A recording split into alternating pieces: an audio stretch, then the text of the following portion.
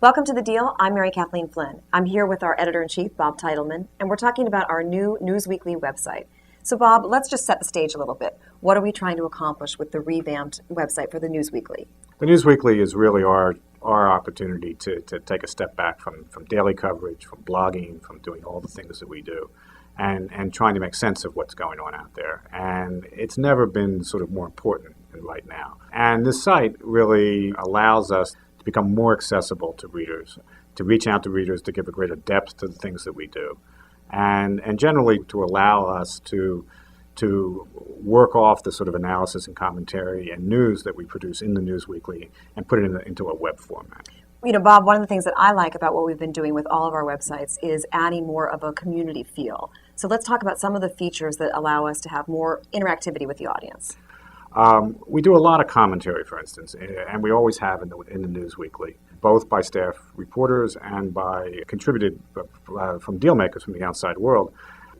The soapbox, which is the sort of community area that we're going to put a lot of that stuff, is designed to really be accessible and to create some sort of conversation about the issues that are important, or that we think are important, and that readers think are important. Put it all in one place, allow folks to really engage us in the way that we try to engage them. Let's talk a little bit about Deal Watch. I mean, that's a very interesting area that we've always had, and it's going to be featured prominently in the NewsWeekly website.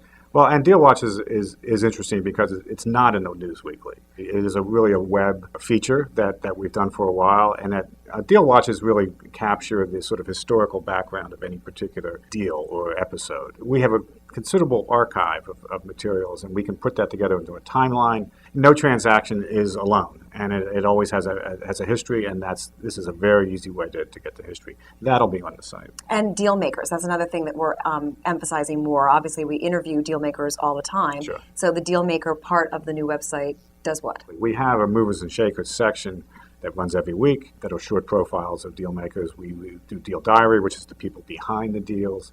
We're going to take a lot of that stuff and, again, put it into a single area, make it easy to access, and generally just emphasize the sort of the people-y aspect of what we do. And there's going to be some additions to that, too. We're going to put the daily movers, the sort of people material that runs in the daily deal, and put that into the site. So we're going to continue to update that during the week.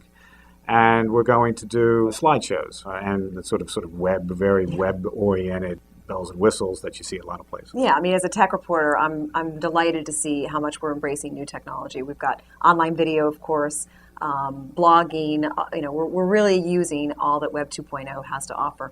Bob, before we let you go, let's talk just a little bit about deal making. Obviously, this is an extremely challenging economic climate. What kind of effect is that having on deal making? In your 30-second overview. Well, I think we all thought that the crisis that began last summer was easing a few months ago. It now appears that it's not. We're into another bad patch. That having been said, there is a considerable amount of activity out there on the sort of deal-making front. The pipeline has cleared for certain deals. We've seen a lot of distressed folks come in and clear up things. We're seeing lots of middle market activity. We're seeing a lot of strategic activity by corporations. We're not seeing the sort of giant private equity deal of 2006 and 2007, but that might be good.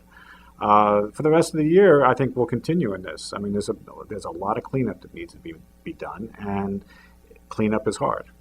And of course, we'll be covering all of it. And yet another reason to check out the new website, and the URL there is thedeal.com/newsweekly.